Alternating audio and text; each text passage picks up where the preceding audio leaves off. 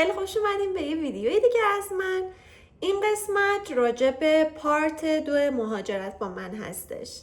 همونجوری که توی انتهای ویدیوی قبلی متوجه شدین که من خونه اجاره کردم و فکر کردم که مهاجرت و سختیاش تموم شده، اما نه، تازه شروع شده بود. با من همراه باشین که قراره توی این ویدیو راجع به بقیه داستان صحبت بکنیم.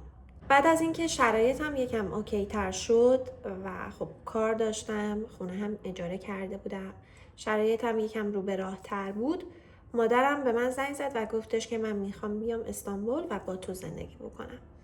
و خب من خیلی خوشحال شدم که مامانم میخواد بیاد و فکر میکردم که خب شرایط من اوکیه، مامانم هم بیاد دیگه چی بهتر از این، دیگه اصلا شرایط خیلی عالی میشه. اما نه، کاملا برعکس شد. دیگه فقط مسئول زندگی خودم نبودم، باید از مادرم هم حمایت میکردم. از 2 نفر، خوراک، پوشاک، درمان، هر چیزی.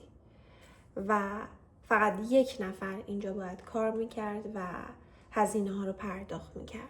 من هر کاری که از دستم برمی اومد انجام دادم. شغلای متفاوتی رو امتحان کردم، اما هر کدومشون درآمدا ناکافی بود برای 2 نفر، برای زندگی 2 نفر. برای همین احساس میکردم که نمیتونم از پس هزینه های 2 نفر بر بیام. این برای من خیلی زیاد بود، خیلی سنگین بود. چون اگر خودم مثلا یه وعده غذا رو مثلا تقسیم میکردم و صبح ظهر شب میخوردم، برای مادرم نمیتونستم این کارو بکنم. اما مشکل بزرگتر شد و من نتونستم اقامت بگیرم و کم کم غیرقانونی زندگی کردم. و اون دوران یکی از پر استرس ترین دوران زندگی من بود. هر لحظه استرس داشتم که یه وقت منو پلیس نگیره. همش با استرس زندگی میکردم. هر روز با این استرس از خواب بیدار میشدم که امروز قراره چه اتفاقی برام بیفته، امروز چی میشه. همش این استرس توی من بود. میدونی وقتی مهاجرت میکنی، خیلی ها شاید عکستو ببینن، ویدیوهاتو ببینن، استوریاتو ببینن، پیش خودشون میگن اوه چقدر خوشه، چقدر داره خوش میگذرونه، چقدر تو عشق و حاله، نمیدونم چقدر صورتش خندونه، حالش خیلی خوبه، حسابی داره کیف میکنه. اما کسی اون پشت قضیه رو نمیبینه که چه شبایی شما نخوابیدی، چه شبایی که با استرس خوابیدی، با ناراحتی خوابیدی، با فکر و خیال خوابیدی، فردا چی کار کنم، کار رو چی کار کنم، اقامت رو چی کار کنم. هیچ کس اون استرس ها رو، اون ناراحتی ها رو، اون دغدغه ها رو، اون فشار ها رو ندید و من اونا رو زندگی کردم. اون استرس ها، اون ناراحتی ها، همه اونا رو من زندگیش کردم. تا اینکه یه روز خیلی اتفاقی پلیس جلوی منو میگیره و خب مدارک میخواد، من پاسپورتمو نشون میدم و میگه که اقامت، میگم ندارم. همونجا بود که منو با خودشون میبرن بازداشتگاه و 2 روز الکی توی بازداشتگاه موندیم و این اولین تجربه بازداشتگاه رفتن من بود. 2 روز اونجا موندم، تصمیم گرفتم هیچی نخورم، نه غذا نه آب. خیلی ناراحت بودم، از این من نگران بودم که چه بلایی سر مامانم میاد، اونم اقامت نداره، تنهاست. از دوستامم که نمیتونم انتظار داشته باشم برن حتی در خونه رو بزنن باش یه چایی بخورن. خلاصه اونا منو بردن کمپ و حدود 4 ماه توی کمپ موندم. البته چون وکیل داشتم 4 ماه شد، ولی خب کسایی که پول نداشتن که وکیل بگیرن مدت بیشتری موندن توی کمپ.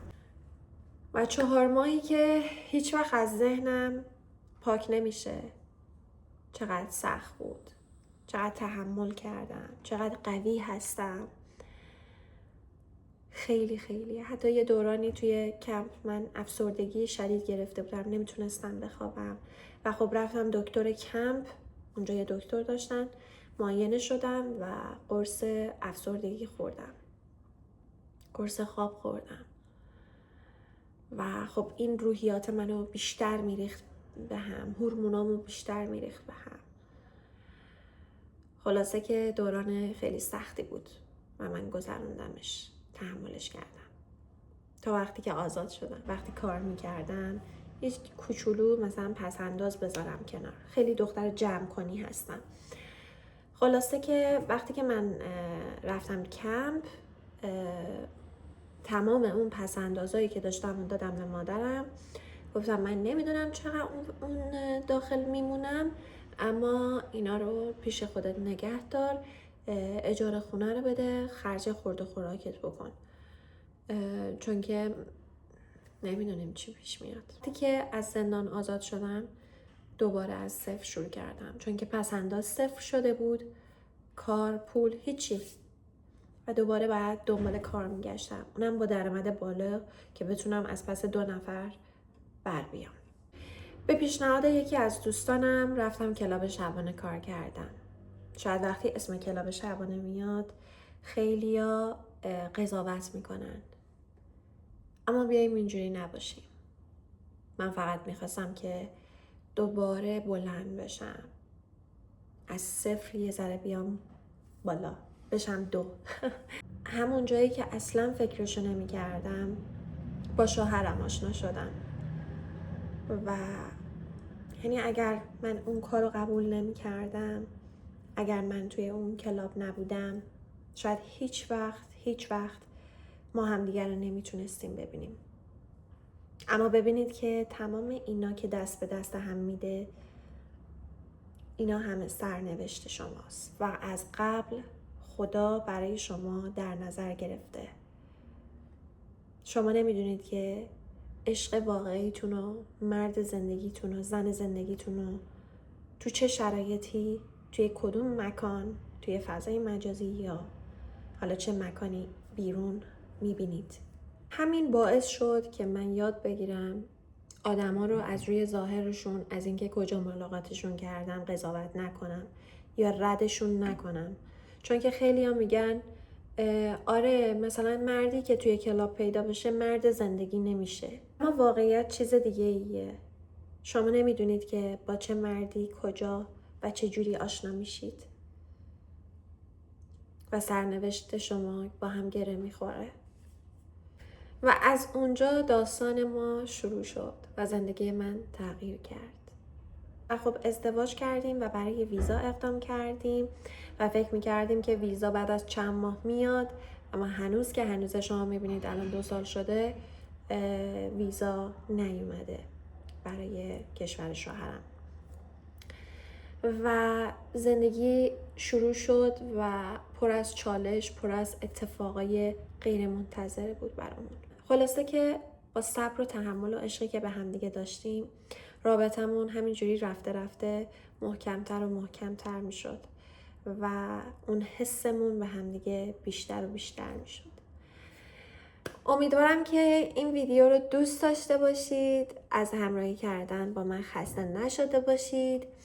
ادامه ویدیو برای قسمت 3 هست. دوستتون دارم. اگر که دوست داشتین حمایتم بکنید، کانالمو سابسکرایب کنید. میبوسمتون. امیدوارم که کلی اتفاقای خوب توی زندگیتون بیفته و همه چالش ها، همه ناراحتی ها، همه دغدغه هاتون برداشته بشه. مراقب خودتون باشین. تا ویدیوی بعدی، خداحافظ.